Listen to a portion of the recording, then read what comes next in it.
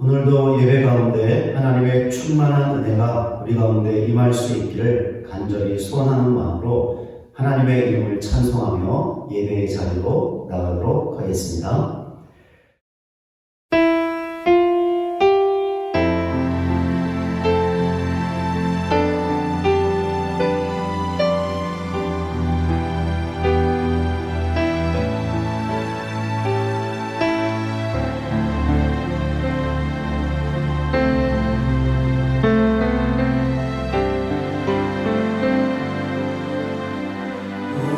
나의 자비로운 주여, 나의 몸과 영혼을 주님 은혜로 다 채워주소서.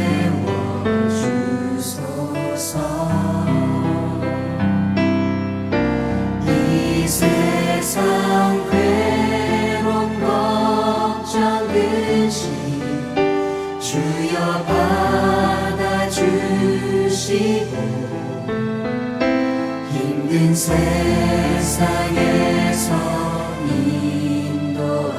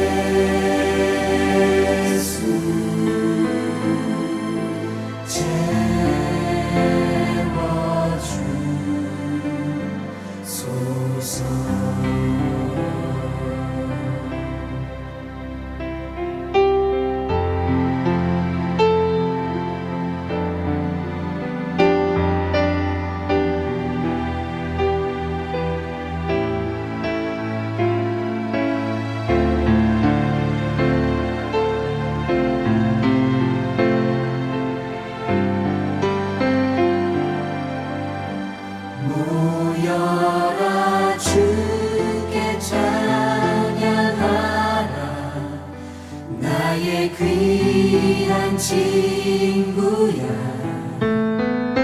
주 이름 앞에 너 두 손 모으고 오 너의 슬픈 세상 눈물 너의 쌓인 아픔을 십자가 앞에 너 모두 버리고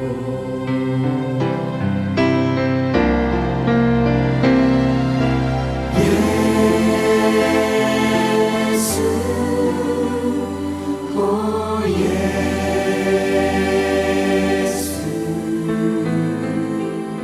지금 오셔서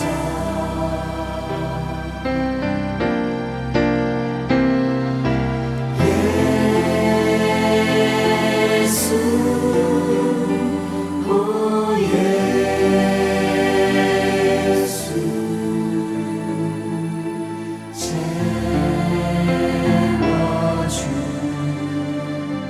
채워주소서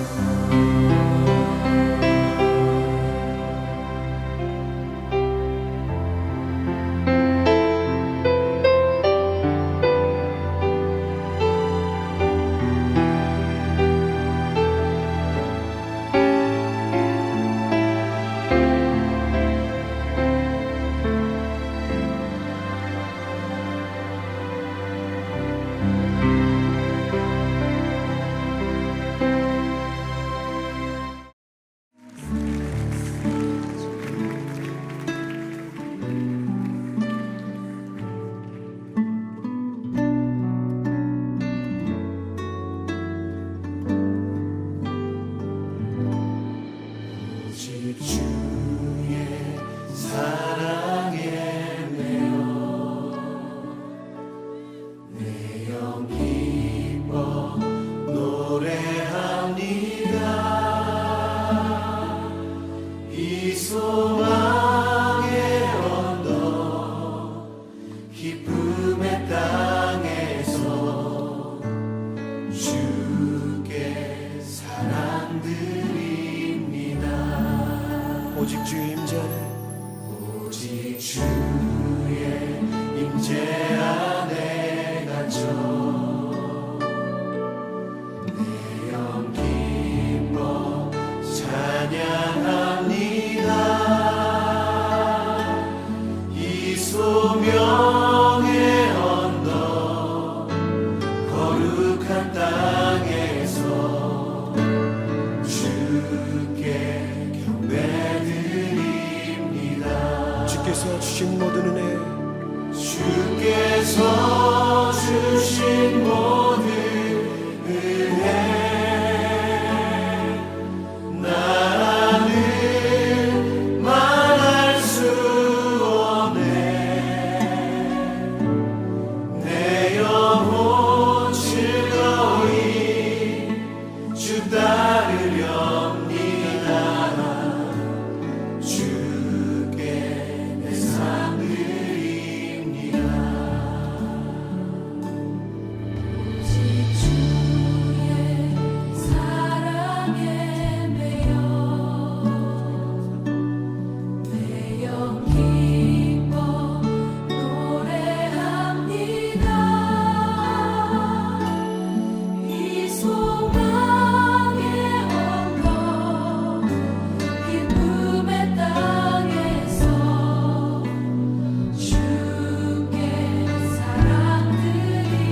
우리 형제들이 고백하겠습니다. 오직 주의 임재 안에 주의 임재 안에 갇혀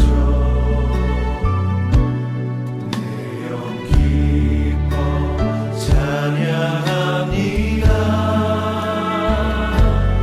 이 소명의 언덕 거룩한 땅에서 주께 경배드립니다 우리 함께 고백하겠습니다.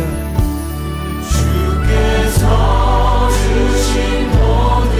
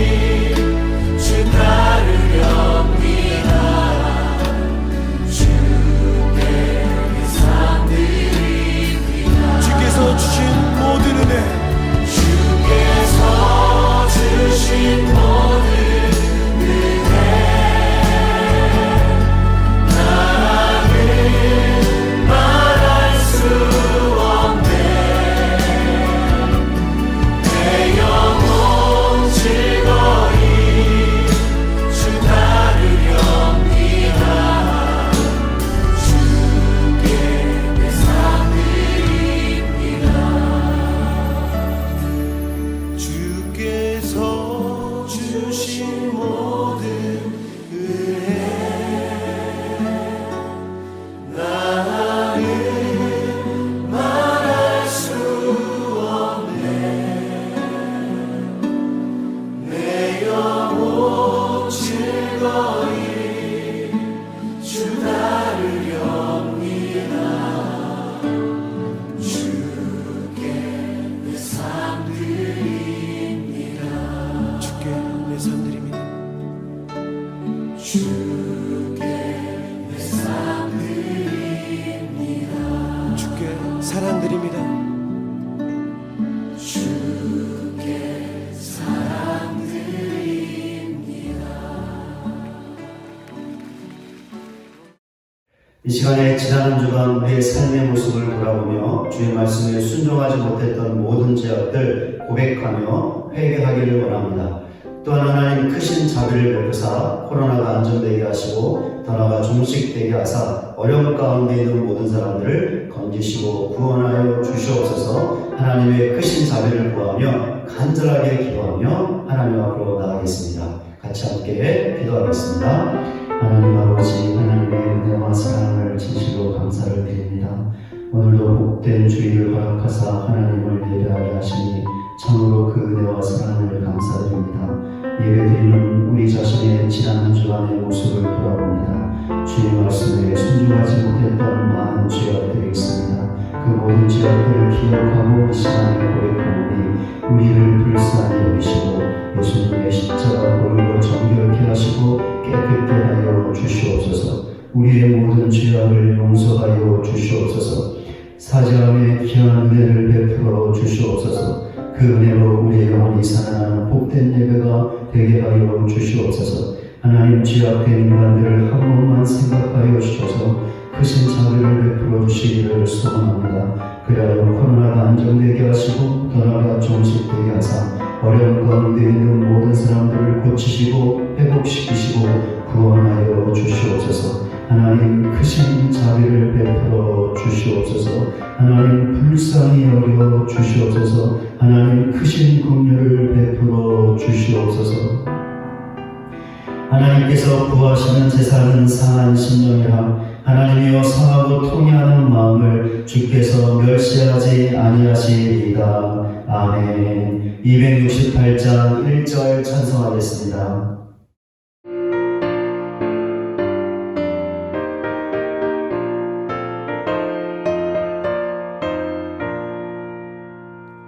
죄에서 자유를 얻게 하는 보혈에는요 주의 보혈 시험을 이기고 승리하니 참 놀라운 능력이로다 주의 보혈 능력이 또다 주의 피 믿어 주의 보혈 그 어린 양의 매우 귀중한 피로다. 사도신경으로 우리의 신앙을 고백하겠습니다. 전능하사 천지를 만드신 하나님 아버지를 내가 믿사오며 그 외아들 우리 주 예수 그리스도를 믿사오니 이는 성령으로 잉태하사 동정녀 마리아에게 하시고 본디오 빌라도에게 고난을 받으사 십자가에 못 박혀 죽으시고 장사한 지 사흘 만에 죽은 자 가운데서 다시 살아나시며 하늘에 오르사 전능하신 하나님 우편에 앉아 계시다가 저리로서 산 자와 죽은 자를 심판하러 오시리라. 성령을 믿사오며 거룩한 공의와 선도가 서로 교통하는 것과 죄를 사하여 주시는 것과 몸이 다시 사는 것과 영원히 사는 것을 믿사옵나이다. 아멘. 교독문 104번 종교개혁주의 말씀을 같이 함께 교독하겠습니다. 나의 힘이신 여호와여, 내가 주를 사랑하나이다. 여호와는 나의 반석이시오, 나의 요새시오, 나를 건지시는 이시오, 나의 하나님이시오, 내가 그 안에 피할 나의 바위시오, 나의 방패시오, 나의 구원의 뿌리시오, 나의 산성이시로다. 예수께서 이르시되 오히려 하나님의 말씀을 듣고 지키는 자가 복이 있느니라 하시니라. 내가 복음을 부끄러워하지 아니하노니 이 복음은 믿는 자에게 구원을 주시는 하나님의 능력이 되리라. 먼저는 유대인에게요 믿음으로 믿음에 이르게 하나니 기록된 바 오직 의인은 믿음으로 말미암아 살리라 함과 같으니라. 너희가 내 말에 거하면 참으로 내 제자가 되고 진리를 알지니 진리가 너희를 자유롭게 하리라. 우리 주 예수 그리스도로 말미암아 우리에게 승리를 주시는 하나님께 감사하노니 그러므로 내 사랑하는 형제들아 견실하며 흔들리지 말고 항상 주의 일에 더욱 힘쓰는 자들이 되라. 아멘. 찬송가 586장 찬송하겠습니다.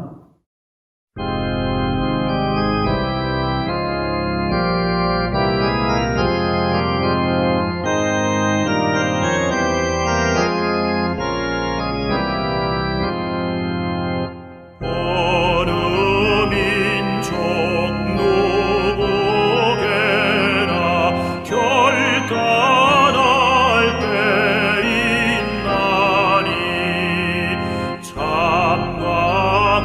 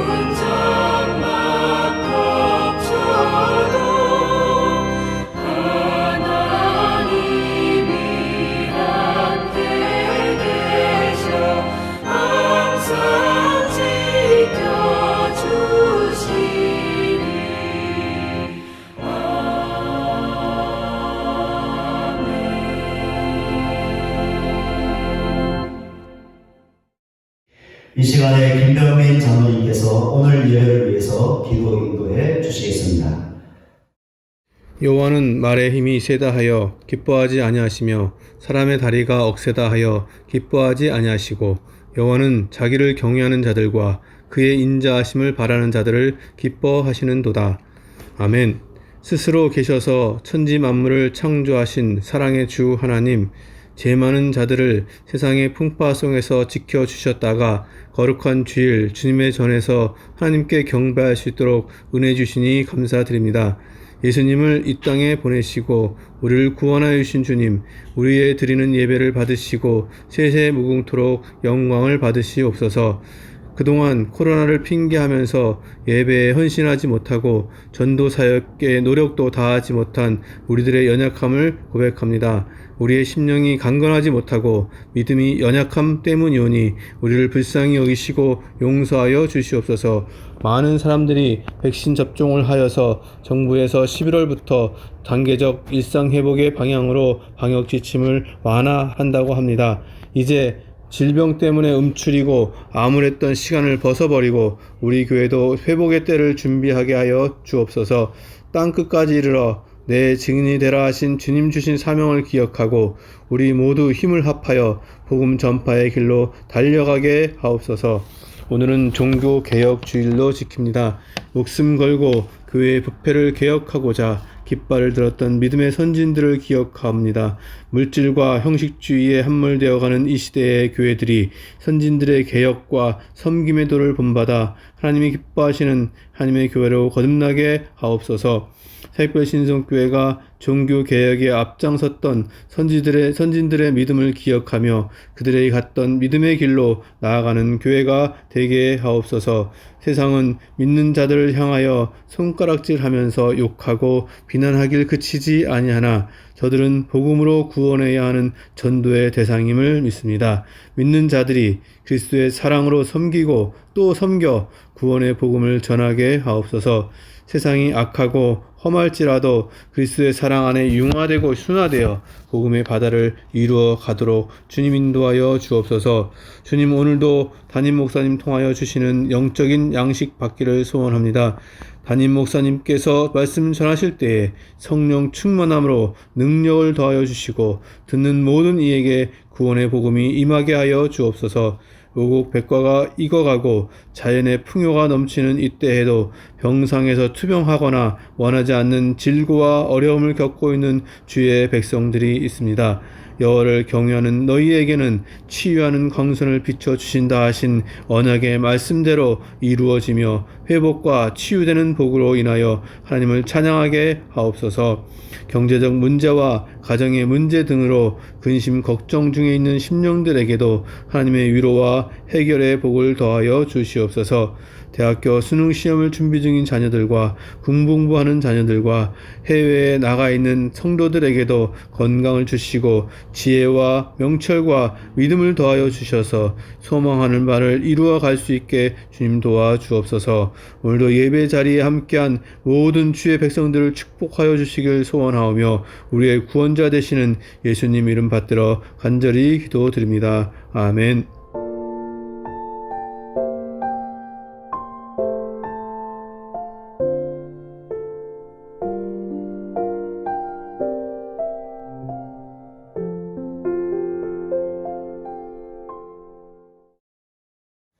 이 시간 우리에게 주시는 하나님의 말씀은 시편 119편 113절부터 120절까지입니다. 내가 두 마음 품는 자들을 미워하고 주의 법을 사랑하나이다. 주는 나의 은신처요 방패시라. 내가 주의 말씀을 바라나이다. 너희 행악자들이여 나를 떠날지로다. 나는 내 하나님의 계명들을 지키리로다. 주의 말씀대로 나를 붙들어 살게 하시고 내 소망이 부끄럽지 않게 하소서. 나를 붙드소서. 그리하시면 내가 구원을 얻고 주의 율례들에 항상 주의하리이다. 주의 율례들에서 떠나는 자는 주께서 다 멸시하셨으니 그들의 속임수는 허무함이니이다. 주께서 세상의 모든 악인들을 찌꺼기같이 버리시니 그러므로 내가 주의 증거들을 사랑하나이다. 내 육체가 주를 두려워함으로 떨며 내가 또 주의 심판을 두려워하나이다. 아멘. 이 시간에 영상 특별 찬양으로 하나님께 영광 올려드리겠습니다.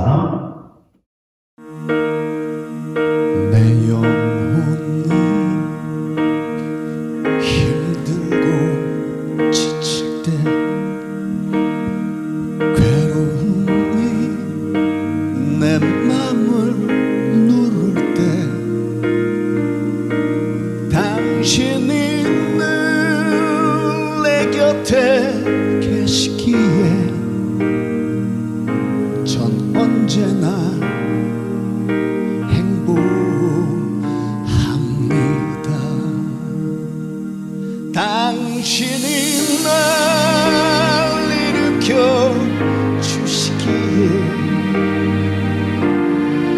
난 더욱더 강해질 수 있죠.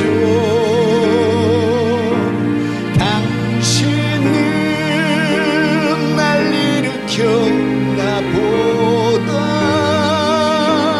더 큰 내가 되게 해줍니다.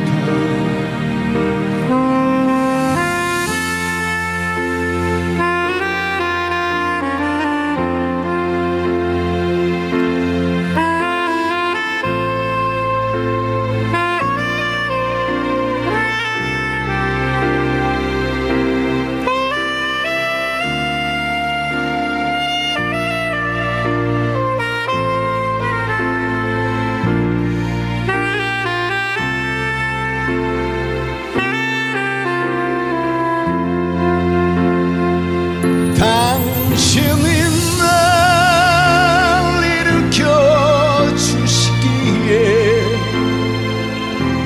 난 더 높이 오를 수가 있죠. 당신은 날 일으켜 나보다 더 큰 내가 되게 해줍니다.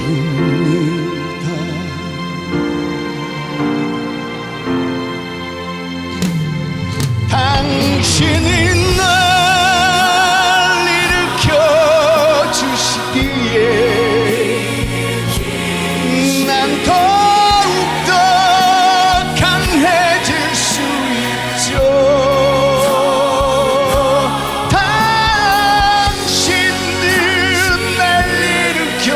나보다 더 큰 내가 되게 해줍니다.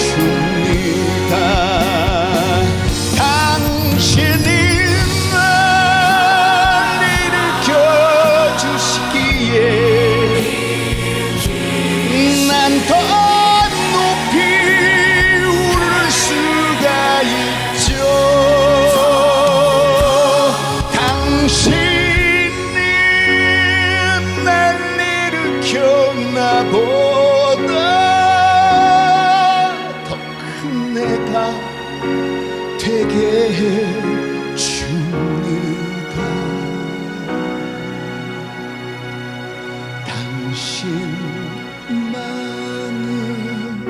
당신만을 나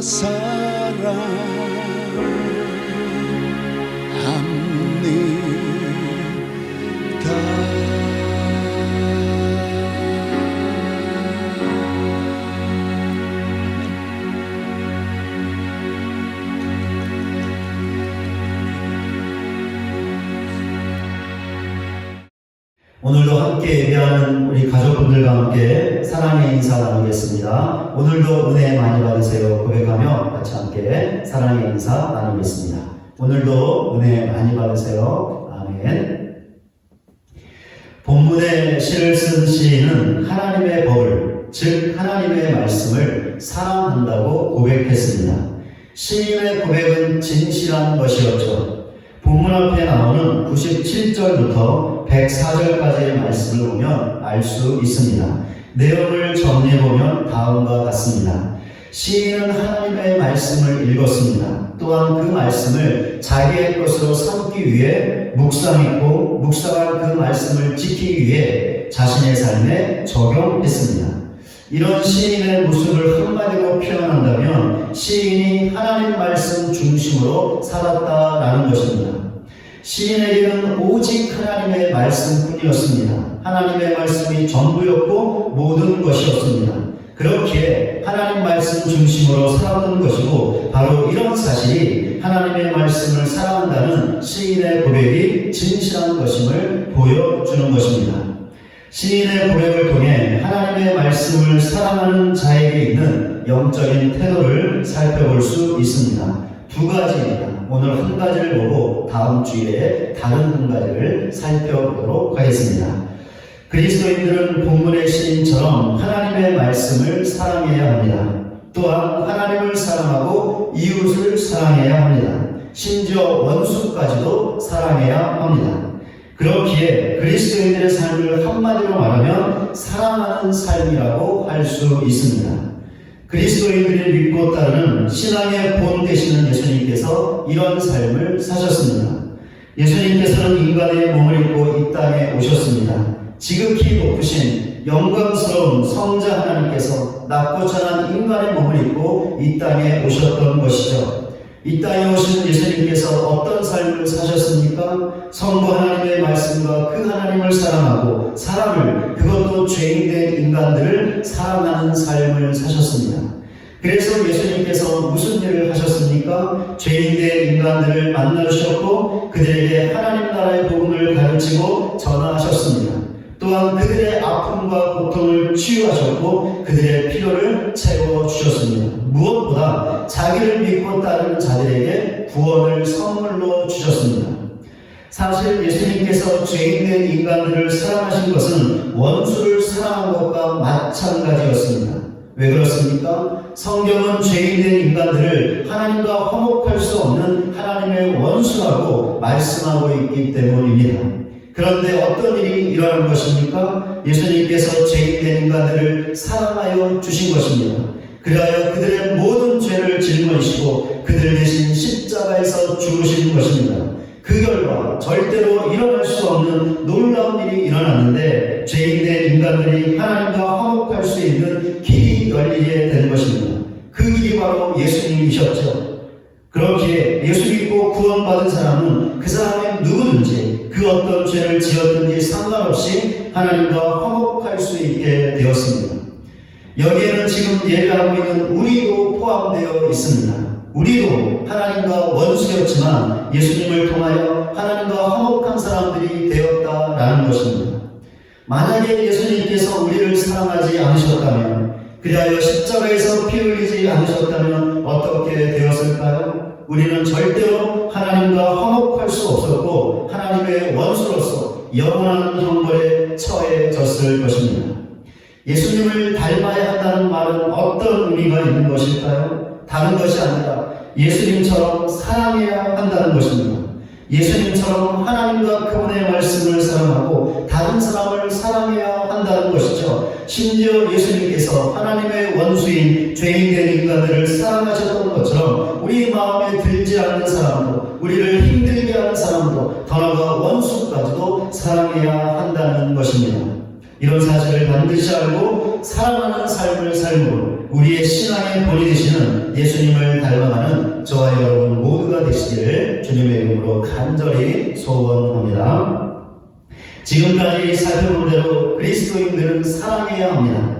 그런데 그리스도인들이 미워해야 할 것이 있습니다. 그것도 반드시 그렇게 해야 합니다. 그것이 무엇일까요? 본문 113절 앞부분입니다. 내가 두 마음 품는 자들을 미워하고, 시인은 자신이 미워한 것이 있다고 고백했는데 두 마음 품는 자들을 미워한다고 고백했습니다. 호세아 10장 2절을 보면 이런 말씀이 나옵니다. 그들이 두 마음을 품었으니 이제 벌을 받을 것이다. 하나님이 그 제단을 쳐서 깨뜨리시며 그 주상을 허시리라. 지금 읽은 말씀은 호세아 선지자가 선포했던 하나님의 말씀이었는데 이스라엘 민족이 두 마음을 품었다고 말하고 있습니다. 그렇기에 이제 하나님께서 이스라엘 민족을 벌하신다는 것이었는데 그 제단을 쳐서 깨뜨리시고 그 주상을 허신다는 것이었습니다. 여기서 두 마음을 품었다는 것이 무슨 의미인지 알 수 있습니다. 무엇이냐면 이스라엘 민족이 하나님도 섬기고 우상도 섬겼다라는 것입니다. 이스라엘 민족은 그 마음이 온전하게 하나님을 향해 있지 못했습니다. 그 대신 그 마음이 나뉘어져 있었죠. 반쪽은 하나님에게로 또 다른 반쪽은 우상에게로 향해 있었던 것입니다. 그렇기에 하나님께서 호세아 선지자를 통하여 이스라엘 민족의 죄악을 고발하시며 그들이 섬기던 우상의 제단을 깨뜨리시며 그 주상을 허물어 버릴 것이라는 심판의 말씀을 전하셨던 것입니다. 시인이 미워했던 사람들이 바로 이런 사람들이었습니다. 두 마음을 품는 사람들, 즉 그 마음이 나뉘어져 있는 사람들, 그리하여 한쪽의 마음은 하나님에게로 다른 쪽의 마음은 우상에게로 향해 있는 사람들을 미워한다는 것이었습니다. 이것을 다르게 말하면 한쪽 발은 하나님에게 들여놓고 또 다른 발은 세상에 들여놓은 사람들을 미워한다는 것이었고, 한편으로는 하나님을 신뢰하고 다른 한편으로는 돈이나 힘과 같은 세상의 것들을 의존하는 사람들을 미워한다는 것이었습니다. 본문의 시를 보면 두 마음을 품는 자들이 보여주는 구체적인 모습이 잘 나와 있습니다. 본문 118절 앞부분입니다. 주의 율례들에서 떠나는 자는, 두 마음을 품는 자들이 보여주는 구체적인 모습이 무엇일까요? 주의 율례에서, 즉 하나님의 말씀에서 떠나는 것입니다. 하나님의 말씀에서 이탈하고 분리된다라는 것이죠. 물론 이들의 마음 한켠에도 하나님과 하나님의 말씀이 있습니다. 그러나 이들의 마음이 나뉘어져 있기 때문에 그리하여 한 마음으로 전심으로 하나님과 하나님의 말씀을 붙잡지 않기 때문에 이것 자체가 하나님의 말씀에 이탈해 있는 것입니다. 본문 118절 후반부입니다. 그들의 속임수는 허무한 미이다. 두 마음을 품는 자들이 보여주는 또 다른 구체적인 모습을 볼 수 있습니다. 어떤 모습일까요? 속임수를 쓰는 것입니다. 두 마음을 품는 자들은 바로 앞에서 보았듯이 하나님의 말씀에서 떠나는 자들입니다. 물론 이들의 마음 한켠에 여전히 하나님도 있고 하나님의 말씀도 있죠. 그러나 그들의 마음이 나뉘어져 있기 때문에 하나님께만 소망을 두지 못하고 하나님만을 신뢰하지 못합니다. 그렇게 어떻게 하는 것이죠? 자꾸 세상적인 방법을 강구하는 것인데 그것이 바로 속임수라는 것입니다. 시인은 두 마음을 품는 자들에 대하여 다음과 같은 결론을 내리고 있습니다. 본문 115절 앞부분입니다. 너희 행악자여 나를 떠날지어다. 본문 119절 전반부입니다. 주께서 세상의 모든 악인들을 찌꺼기같이 버리시니. 두 마음을 품는 자들에 대한 시인의 결론이 무엇이죠? 행악자요 악인이라는 것입니다. 두 마음을 품는 것은 전심으로 하나님의 말씀을 따르지 아니하고 그 말씀에서 이탈하는 것입니다. 그러니 어떻게 되는 것이죠? 죄를 범하게 되는 것입니다.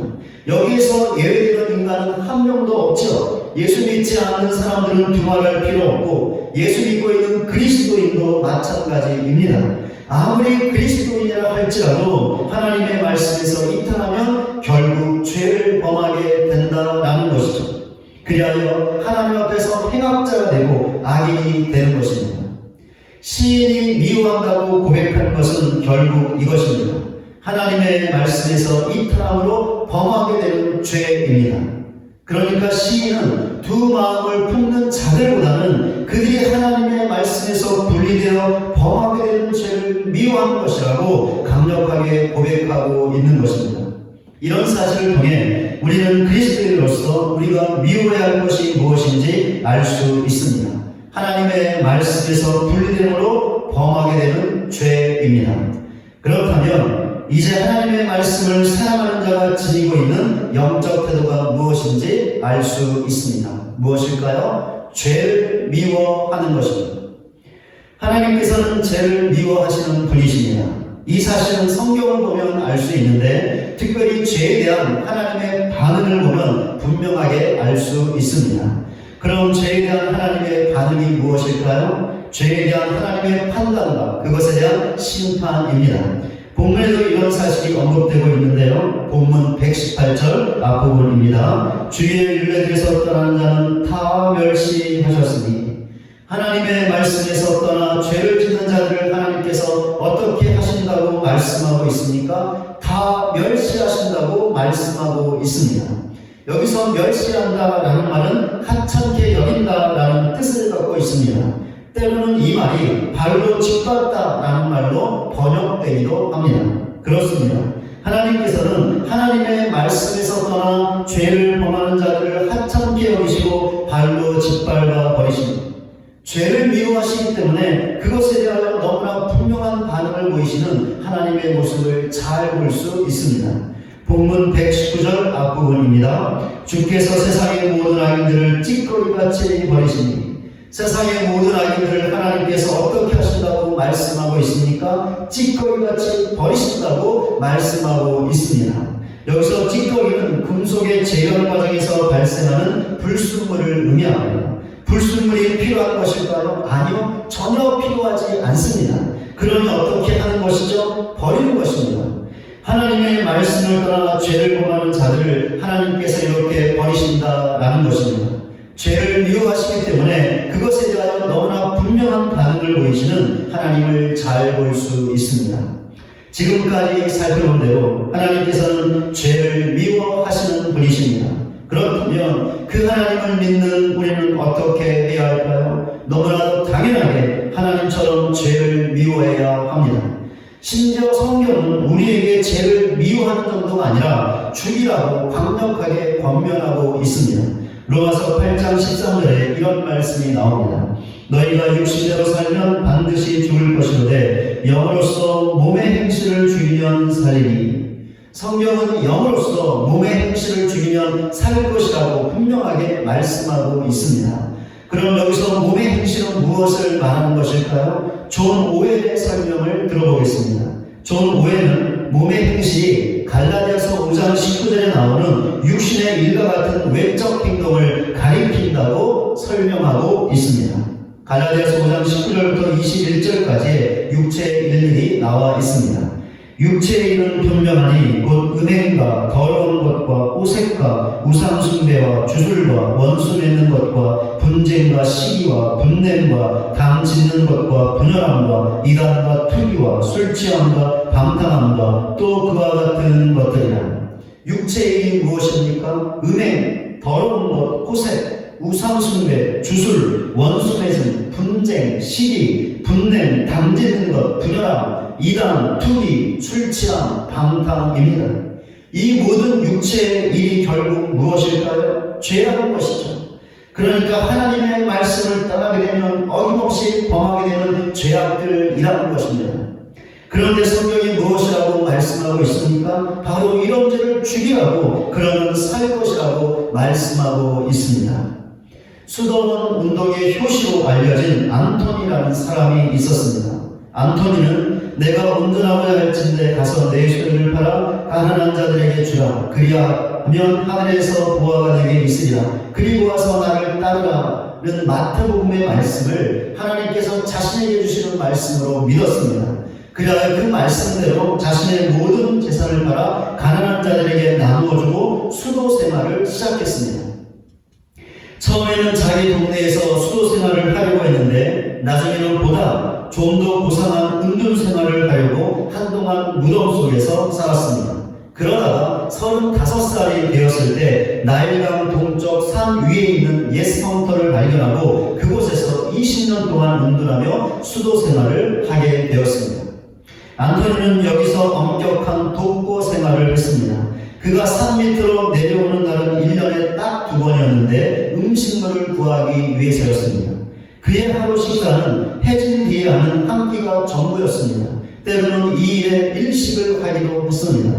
음식이라고는 빵과 소금 그리고 흐르는 물뿐이었습니다. 잠은 맨바닥에서 잤습니다. 목욕도 하지 않았고 기름도 바르지 않았습니다. 그의 육체는 굳어질 대로 굳어졌습니다. 이런 고행과 수도 생활 가운데 그가 전념했던 것이 있었는데 바로 기도와 말씀이었습니다. 이런 수도 생활에 대하여 안토니가 다음과 같은 말을 했습니다. 그러므로 믿음의 자녀들이여 수도 생활에 전념하고 태만해지지 맙시다. 우리가 이런 식으로 매일 산다면 우리는 죄를 짓지 않을 것이고 아무것도 갈망하지 않을 것이며 아무에게도 원한을 품지 않을 것입니다. 제가 앙토니에 관하여 말씀을 드리는 것은 지금 우리가 앙토니처럼 하자고 말씀드리는 것이 아닙니다. 앙토니처럼 운동하고 고행하자고 수도 생활을 하자고 드리는 말씀이 절대로 아니라는 것입니다.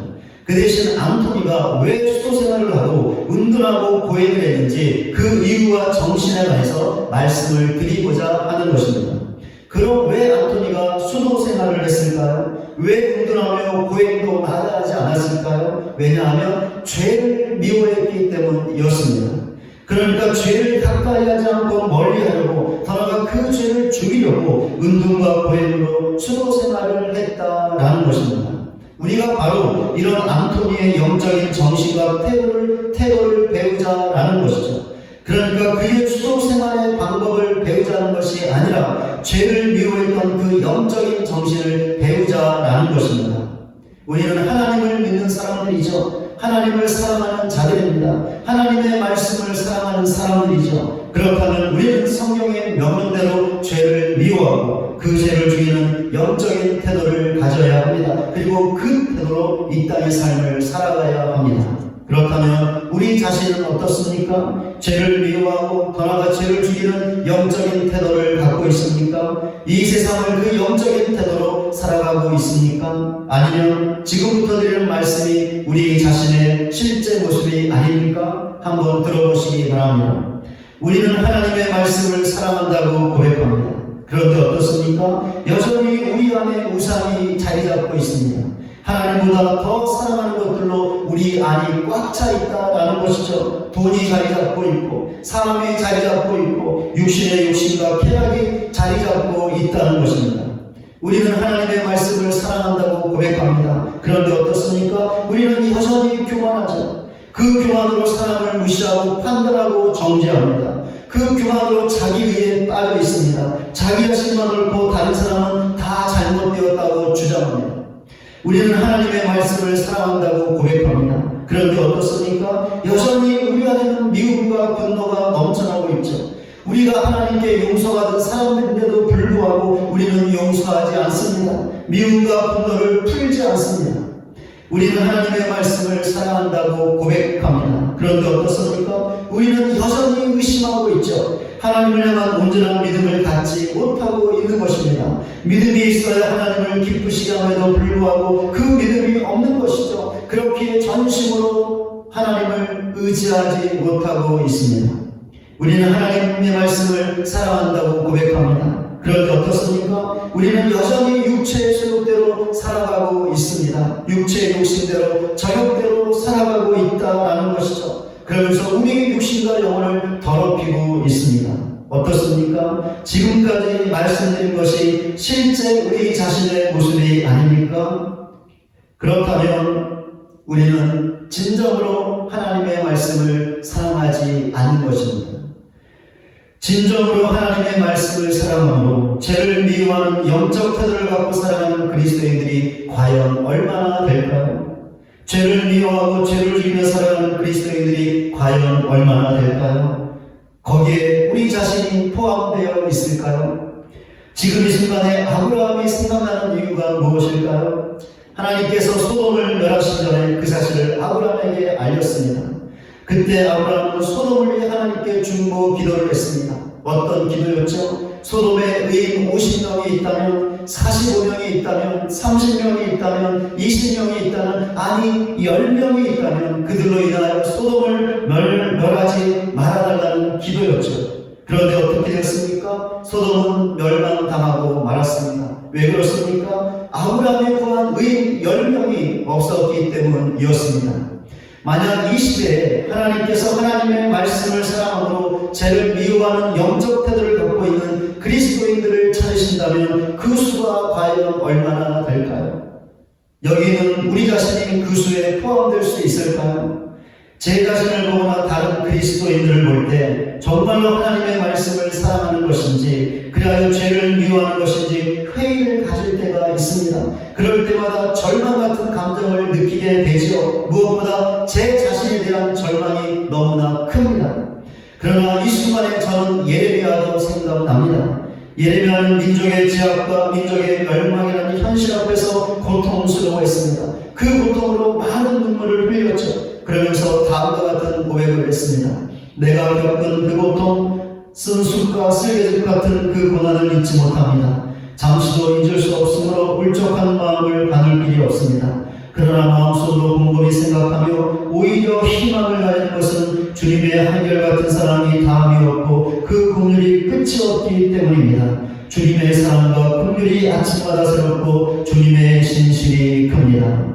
예레미야는 자신에게 닥친 고난이 매우 고통스럽다고 고백했습니다. 그 고통 때문에 운다고 고백했습니다. 그 고난 때문에 절망 가운데 있다고 고백했습니다. 그런데 그 절망 가운데서 희망을 갖는다고 고백했습니다. 왜냐하면 한결같은 사랑이 다함이 없고 그 긍휼이 끝이 없으신 하나님 때문이었습니다.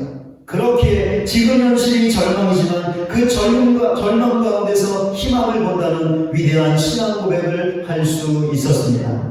저를 포함한 수많은 그리스도인들이 하나님의 말씀을 진정으로 사랑하여 죄를 미워하고 멀리하는 영적 태도를 갖고 살지 못하는 것을 보면 절망하게 됩니다. 그러나 그 절망 가운데 희망을 갖습니다. 왜 그렇습니까? 우리에게 영원한 사랑과 긍휼을 베푸시는 하나님 때문입니다.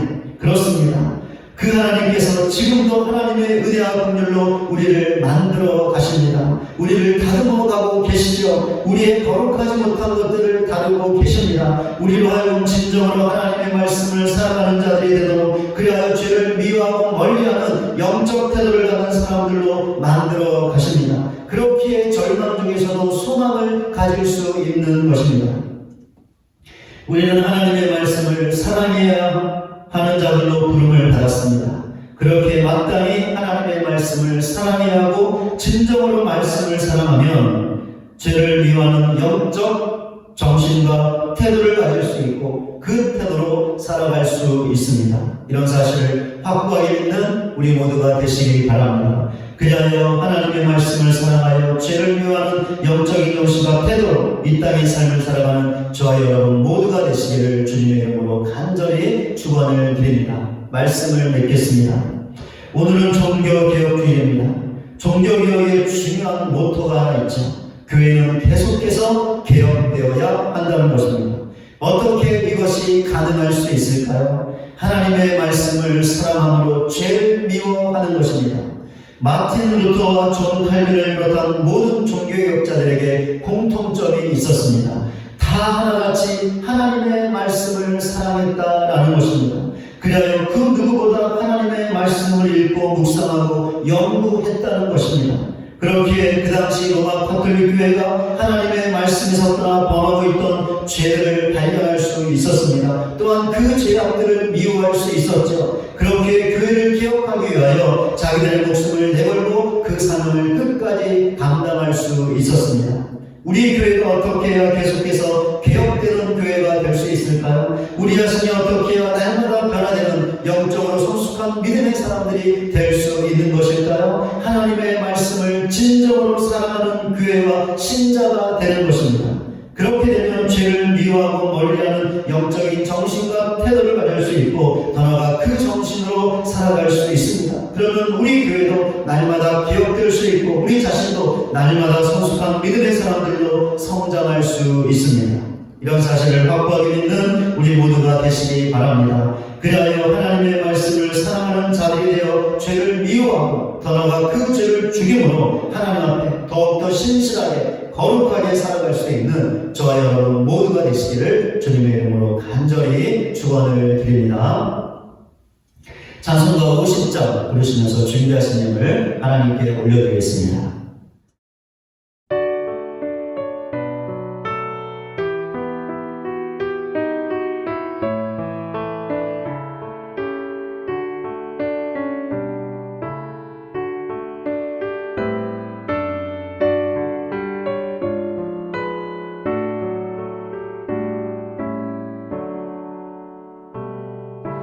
내게 있는 모든 것을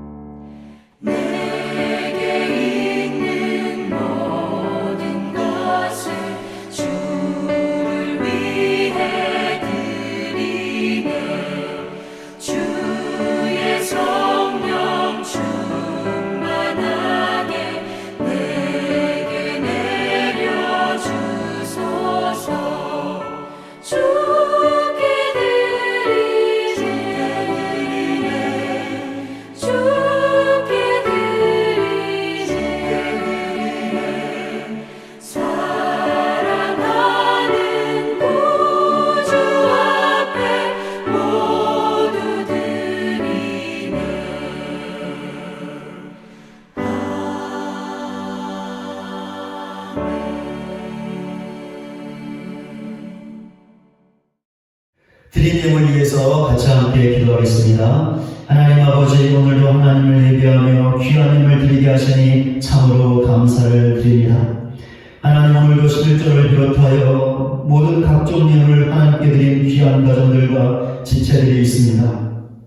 이 귀한 힘을 드리게 하여 삶의 현장에서 많이 수고하며 힘을 다했사오니 이 시간 위로하여 주시옵소서. 하나님의 위로하심으로 새 힘을 얻을 수 있는 모든 지체들, 가정들을 되게 하여 주시옵소서. 그리하여 삶의 현장으로 돌아와 주어진 모든 것들을 능히 감당하며 하나님의 복을 받으며 살아갈 수 있는 모든 가정들, 지체들 되게 하여 주시옵소서. 하나님, 오늘도 하나님 귀한 감사함을 드린 가정들이 있습니다.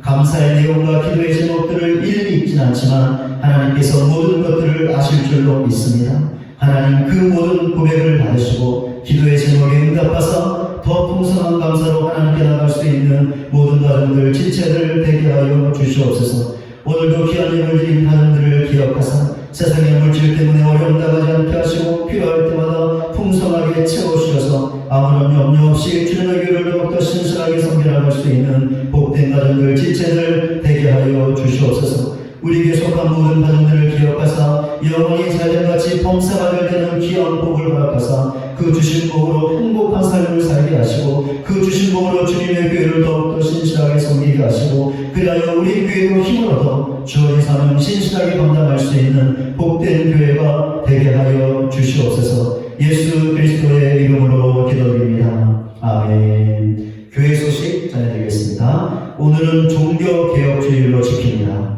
말씀으로 개혁되고 변화되는 교회가 성도가 될 수 있도록 더 결단하시고 그렇게 기도하며 그런 귀한 삶을 살아갈 수 있는 우리 모두가 되시기를 바랍니다. 내일부터 교회 현장에서 새벽 기도회가 다시 모입니다. 우리 코로나 때문에 월요일부터 목요일까지 단축해서 당분간 모이겠는데요. 우리 요일마다 주관하는 직분자들이 있습니다. 월요일은 장로님들, 화요일은 안수집사님들, 수요일은 권사님들, 목요일은 서림집사님들이 주관하고 있는데 주관하는 요일만큼은 교회 현장에 나와서 또 간절하게 기도해 주시기를 바랍니다. 이번 주 수요 예배 저녁 시간에 새벽별 성경학교 또 계속 진행됩니다. 이번 주에는 빌립보서, 골로새서 전체 내용을 공부합니다. 많이 나오셔서 또 하나님 말씀을 공부해 주시기를 바랍니다. 수험생을 위한 특별 기도회가 진행되고 있습니다. 우리 두 번의 기도회가 마쳤고요. 11월 5일, 12일 금요일 밤 9시 금요 저녁 기도 시간에 수험생을 위한 특별 기도회가 모입니다. 여러분 많이 나오셔서 우리 수험생들을 위해서 또 교회와 지체들을 위해서 또 간절하게 기도해 주시기를 바랍니다. 우리 목장별로 신방을 하려고 합니다. 우리 그동안 코로나 때문에 목장이 계속 모이지 못하고 너무나 떨어져 있어서 저희가 좀 기회를 봐서 목장별로 신방을 하려고 합니다. 우리 목장들을 통하여 자세한 연락을 드리겠습니다. 연락받으시면 또 시간을 내주셔서 같이 함께 참석해 주시고 또 사랑의 교제 나눌 수 있는 또 귀한 시간이 되시기를 바랍니다. 지난 주간에 우리 원로 목사님, 사모님, 이용희 사모님 모친상을 당하셨습니다.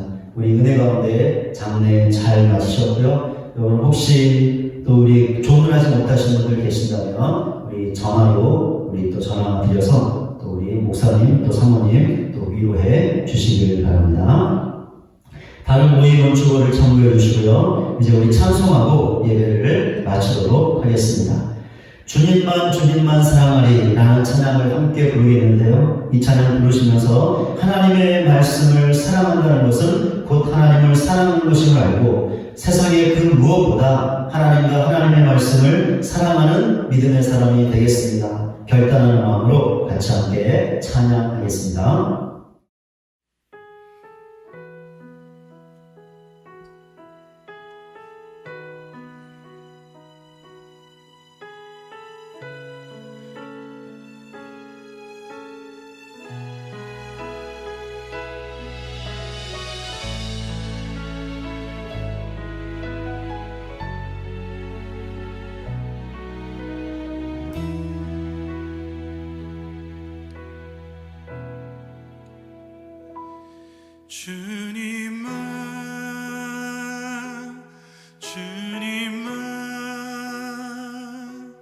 주님만 사랑하리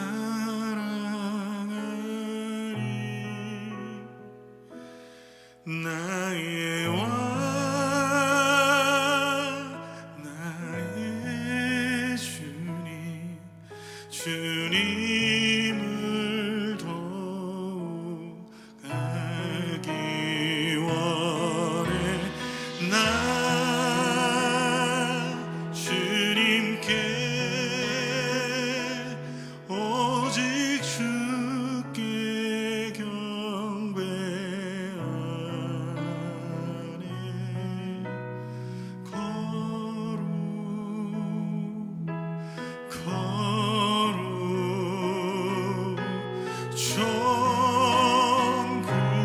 존귀하신 주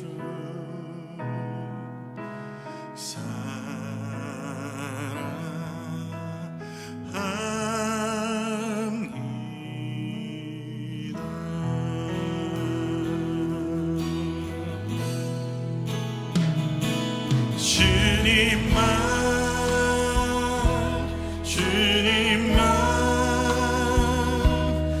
주님만 사랑하리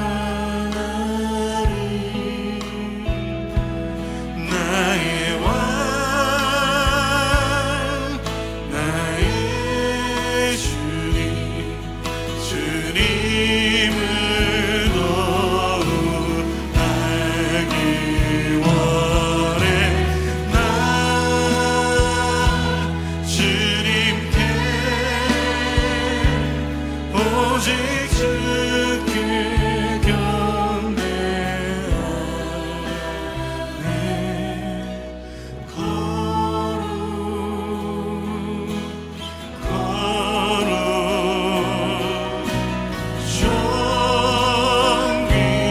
존귀하신 주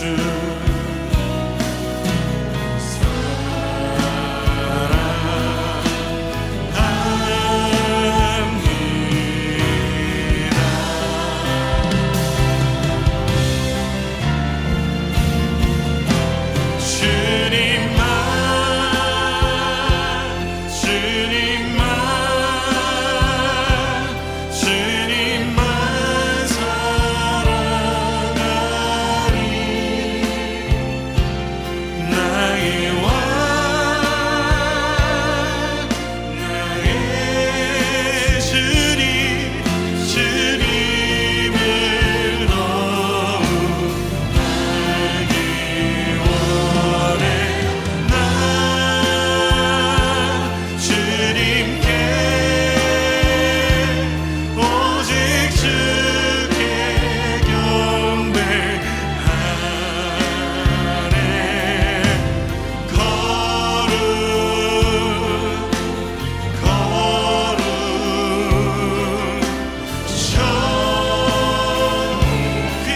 존귀하신 주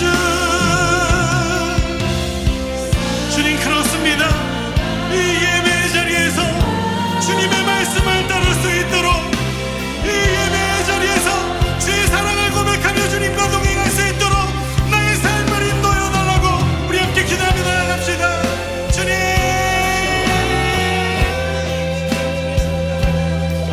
하나님의 구원과 주의 사랑 안에 오늘 우리가 있습니다.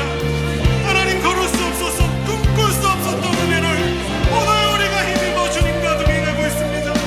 하나님 오늘 우리를 붙드신 사랑 안에 하나님 주님을 바라보며 주의 인도하심으로 오늘도 살게 하여 주시옵소서. 하나님 이 시대를 향한 우리의 상처가 우리의 연약함이 아니라 우리를 끌어가시는 하나님의 사랑을 알고 우리를 향한 하나님의 계획하신 앞에 믿음을 드리며 주님 앞에 내 삶을 드리는 우리 되도록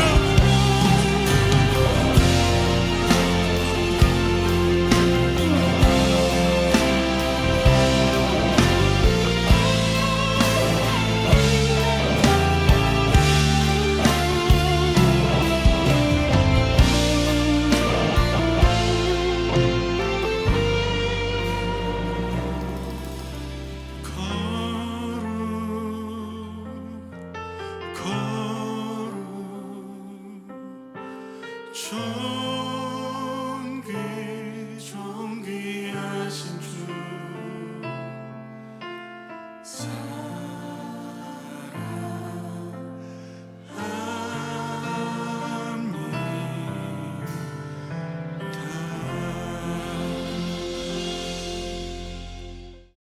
신실하게 진실하게 라는 찬양을 함께 부르겠습니다. 오늘 말씀 생각하며 하나님과 하나님의 말씀을 사랑하는 자리 되어 죄를 멀리하고 미워하는 삶을 살아 하나님 앞에 보다 신실하게 진실하게 거룩하게 살겠습니다. 결단의 마음을 담아 다 같이 함께 찬양하겠습니다.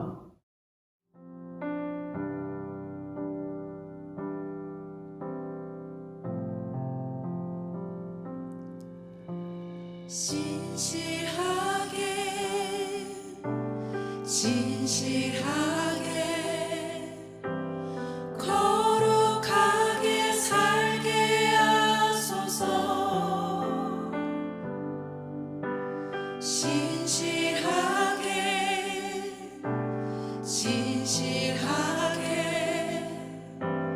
거룩하게 살게 하소서 다시 고백하겠습니다.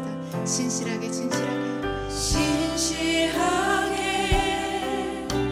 진실하게 거룩하게 살게 하소서 진실하게 진실하게 거룩하게 살게 하소서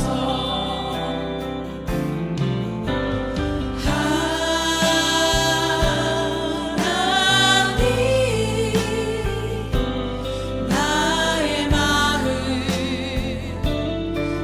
만져주소서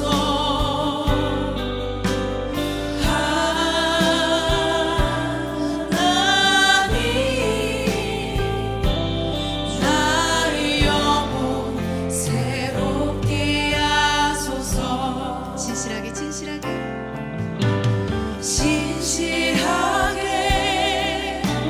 진실하게 거룩하게 살게 하소서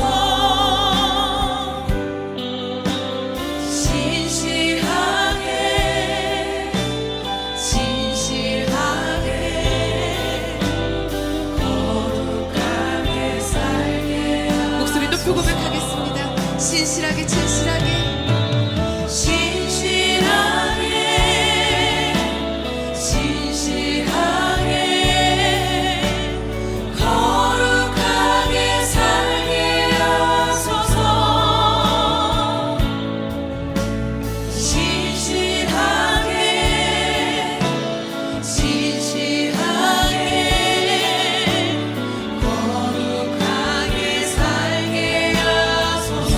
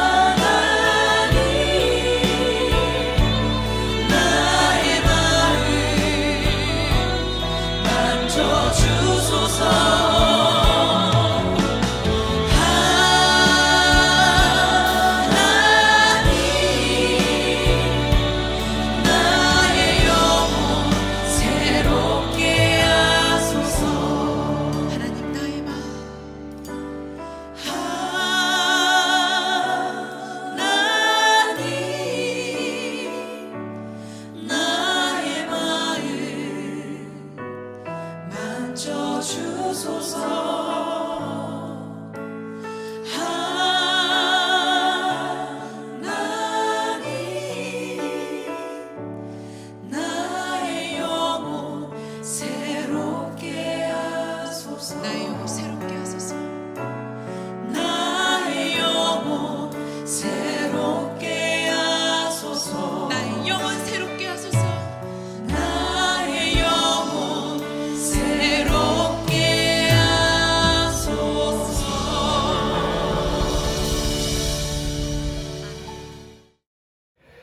지금은 우리 구주 예수 그리스도의 은혜와 하나님 아버지의 다함이 없는 사랑과 성령님의 감화감동 변화시키시는 능력이 하나님과 하나님의 말씀을 진정으로 사랑하는 자들이 되어 그런 자들이 지니고 있는 죄를 미워하는 영적 정신과 태도를 갖고 살아가므로 하나님 앞에서 신실하게 거룩하게 살 것을 결단하고 예배자를 떠나는 우리 모두 위에 이제로부터 영원토록 함께 계실지어다. 아멘.